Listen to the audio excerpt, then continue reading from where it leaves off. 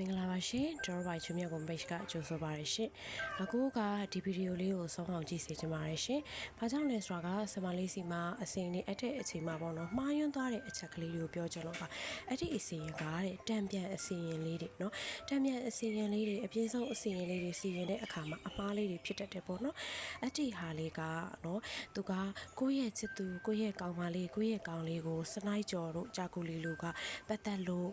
ပေါ့နော်သူတို့ကိုဒဏ်ခတ်ချင်တယ်ဆ iam မရေးဆိုပြီးအစီရင်အပ်တဲ့အချိန်မှာဒဏ်ခတ်တယ်ဆိုတာတဲ့အပြင်းဆုံးစီရင်ခတ်ချင်တယ်ပြီးတော့ကိုခန်းစားရတယ်လို့မျိုးတစ်ဖက်သူကိုခန်းစားချင်တယ်ဆ iam မရေးဆိုပြီးတော့တံမြတ်အစီရင်အပ်တဲ့အချိန်မှာအမားလေးတွေဖြစ်တတ်တယ်တံမြတ်အစီရင်ဆိုတာကကိုယ့်အပေါ်ကိုမူလားစိတ်ထားမမှန်တဲ့သူကိုနော်မမှန်တဲ့သူကိုတံပြန်ထိစေတဲ့အပြင်ဟိုမှာတကောပေါ့နော်ဒဏ်ခတ်တဲ့အစီရင်လေးပါထိလိုက်တဲ့အတွက်ကြောင့်မို့ပို့ပြီးတော့ပြင်းနေပေါ့နော်အဲ့ဒီအချိန်မှာသူကအဲ့လိုပြောတော့ဆ iam လေးကအစီရင်ပေါ့နော်စီရင်လိုက်တဲ့အချိန်မှာတကယ်ကိုယ့်အပေါ်ကိုစိတ်ထားမမှန်မဲနဲ့ဟာလာတစ်ဖက်သူကစနိုက်ကြော်တယ်ဂျာကိုလီလိုက်တယ်ဆိုပေမဲ့တကယ်ကိုယ့်ရဲ့လူကိုယ်တိုင်က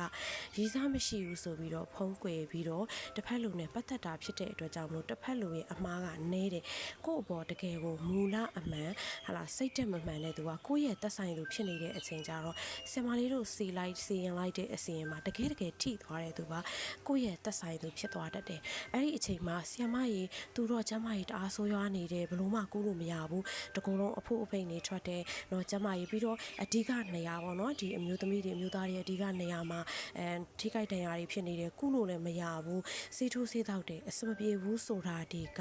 တော့ကိုယ့်ဘောကိုမူလားမမှန်တဲ့အတွက်ကြောင့်မလို့တံမြတ်ထိတယ်ပြီးတော့ကိုခံစားရတယ်လို့ပါထိခိုက်ခံစားရသွားတတ်တယ်ဒါကြောင့်မလို့ဒီလိုအစီရင်လေးတွေတံပြန်အစီရင်တွေစီရင်တဲ့အချိန်မှာအဲ့ဒီလိုအမားယွန်းလေးတွေဖြစ်တတ်တယ်နော်လွန်ခဲ့တဲ့ရက်ပိုင်းကဆိုရင်ဆ iam မလေးစီမှာဒီလိုအစီရင်လေးကိုလာစီတယ်ကောင်မလေးကထိုင်းကချစ်သူကကောင်းဒီမြန်မာပြည်မှာပေါ့နော်ဒီလိုအစီရင်လေးတွေစီလိုက်တဲ့အချိန်စီရင်လိုက်တဲ့အချိန်မှာတကယ်မူလားကိုယ့်ဘောစိတ်ထားမှန်တာကကိုယ့်ရဲ့ကောင်မလေးဖြစ်နေတဲ့အချိန်မှာသူ့ရဲ့ကောင်မလေးမှာကျမကြီးထိခိုက်သွားတာအဲ့ဒါမျိုးလေးတွေကြတော့ဆ iam မလေးကနေပြီးတော့ပြန်ပြီးတော့ဖြီရတဲ့အချိန်ကြတော့အချိန်ယူရတယ်နော်ပြန်ပြီးတော့တောင်းပန်ရတယ်အချိန်ယူရတာဖြစ်တဲ့အတွက်ကြောင့်မို့အစီရင်တံပြန်အစီရင်နော်ဒီတံပြန်အစီရင်လေးတွေပြန်ပြီးတော့အကျန်းအစီရင်လေးတွေကိုလုံးမယ်ဆိုလို့ရှိရင်တော့တေးချာလေးကိုဟာလာဆ iam မလေးနဲ့တေးချာအသေးစိတ်ဆွေးနွေးပြီးတော့မှလောက်ပါလို့နော်ဟိုသူတို့ကကွာဆ iam မကြီးဒီလိုနေထားဖြစ်တယ်ဆိုတော့ကိုကလည်းစီရင်ပေးလိုက်တယ်ပြီးတော့တကယ်ထိခိုက်လိုက်တဲ့သူကကိုယ့်ရဲ့သက်ဆိုင်သူလဲဆိုတော့